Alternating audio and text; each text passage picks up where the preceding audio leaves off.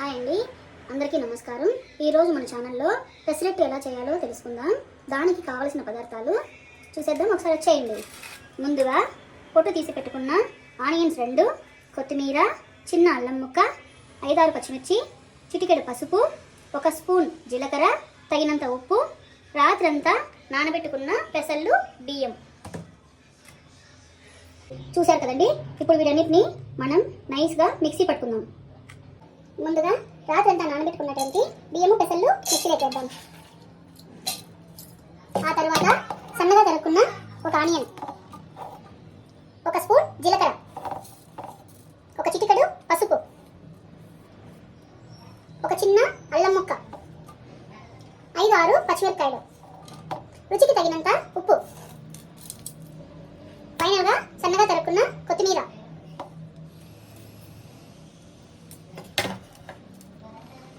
ఇప్పుడు వీటన్నిటిని దోసపిండిలాగా మిక్సీ పట్టుకోవాలి.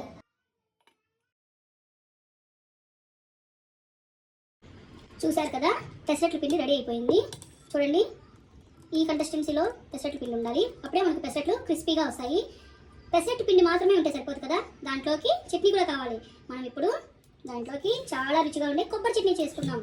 దానికి కావాల్సిన పదార్థాలు: కొబ్బరి, శనగగింజలు, తెల్లగడ్డలు, కొంచెం కొత్తిమీర, రుచికి సరిపడా ఉప్పు, పచ్చిమిరపకాయలు, చింతపండు ఆప్షనల్ అండి. నాకైతే చట్నీ కొంచెం పుల్లగా ఉంటేనే ఇష్టం, అందుకే నేను కొద్దిగా చింతపండు తీసుకున్నాను. మీకు ఇష్టమైతే వేసుకోండి, లేకపోతే దాన్ని స్కిప్ చేయొచ్చు.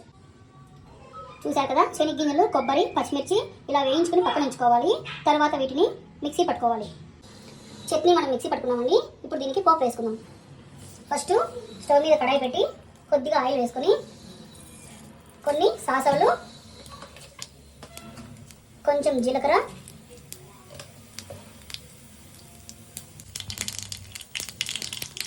జీలకర్ర కొంచెం చిట్లిన తర్వాత 1 ఎండుమిర్చి,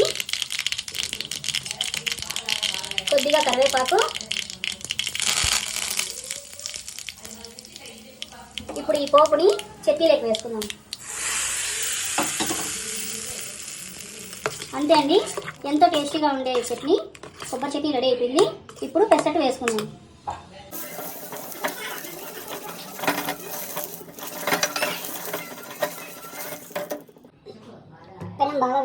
పెనం బాగా వేడెక్కిందండి. ఇప్పుడు పెసరట్టు వేసుకుందాం.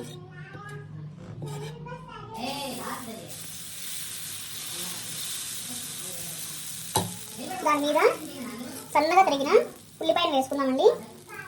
అలాగే సన్నగా తరిగిన పచ్చిమిర్చి కూడా వేసుకుందాం. రుచి కోసం కొద్దిగా జీలకర్ర అండి. పెసరట్టుకి కొద్దిగా ఆయిల్ ఎక్కువే పడుతుందండి. ఆయిల్ వేసుకున్న తర్వాత హై ఫ్లేమ్ నుండి సిమ్లో పెట్టేసి స్లోగా పెసరట్టుని కాలనివ్వాలి. చూశారు కదా, పెసరట్టు ఎర్రగా కాలిపోయింది. ఇప్పుడు దీన్ని దించేసుకుందాం.